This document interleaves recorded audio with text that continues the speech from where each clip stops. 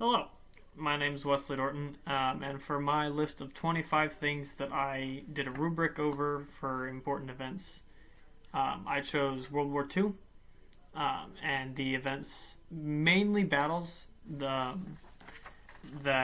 happened within World War II. So my events were the Lend-Lease Act, the oil embargo, December 7th, 1941, which was Pearl Harbor, the Jimmy Doolittle raid, Operation Torch, Kasserine Pass, invasion of Sicily, Midway, Guadalcanal, Wake Island, Philippines, Coral Sea, Solomon Islands, Attu, Tarawa, Bismarck Sea, Leyte Gulf, Guam, Iwo Jima, Okinawa, the blasts at Hiroshima and Nagasaki, D-Day, Operation Market Garden, the Battle of the Bulge, and the surrendering of the Axis powers. And so when I was using a rubric to kind of judge these things, I decided to go with mainly focusing on battles. So my rubric consists of 4 grading points, consisting of very poor, which was awarded 1 point, poor, which was awarded 2 points, good, which was awarded 3 points, and very good, which was awarded 4 points.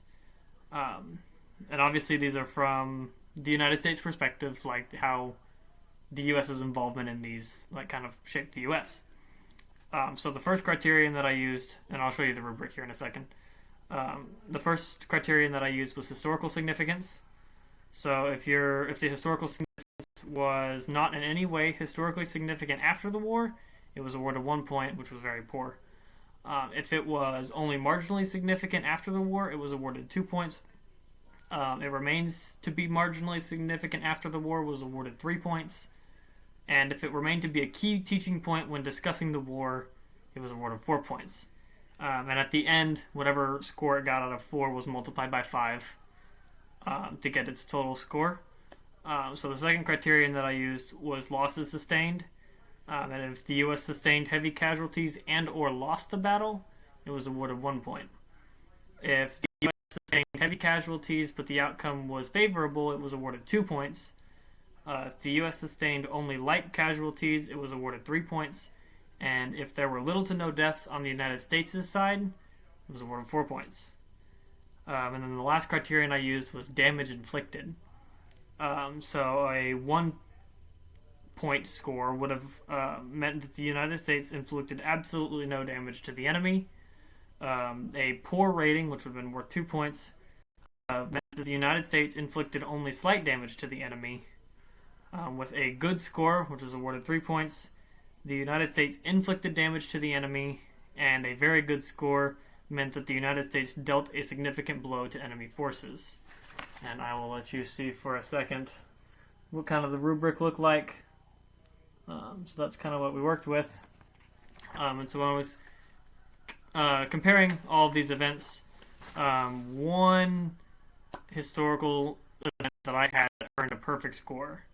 And the one that I had that earned a perfect score was the atomic bombs that were dropped on Hiroshima and Nagasaki. So when I compare those to these criterion, historical significance, it remains to be a key point when discussing the war because naturally, like it was the first time that atomic bombs had been used on a massive scale, and obviously it ushered not only the United States but the whole world into the nuclear age. And here we are. Most powerful countries have nuclear weapons, and it's just kind of a I have them, you have them, let's hope they don't fire kind of situation. Losses sustained. That meant that there were little to no deaths on the United States' side, and this is fairly simple because all the U.S. did was fly over 2 towns and drop bombs. Like, if there were losses sustained, there were maybe 1 or 2 pilots that were flying escort. Like, the U.S. didn't take that big of a risk here, as far as manpower is concerned. And for damage inflicted, obviously, at earned a perfect score because the dealt such a significant blow that it crushed the Japanese will to keep fighting by absolutely decimating 2 towns. And for, kind of visual aids, here's what the bombing at Hiroshima looked like. Obviously, a bomb to that caliber just wreaked absolute havoc on a town. And, you see that.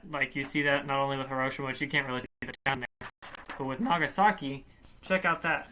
That at one point was a town that is just mostly flat dirt and maybe a few buildings that are left standing.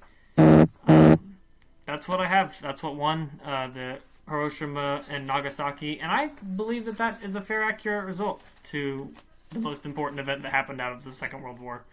The U.S. fought on two sides, helped win the war.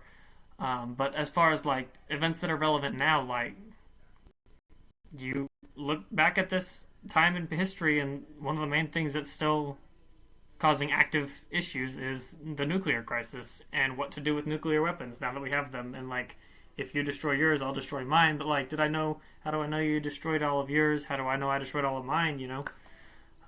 So yeah, I believe that my rubric was accurate. Let me know what you guys think in the comments or on the discussion on D2O. My name is Wesley Norton. Thanks for watching.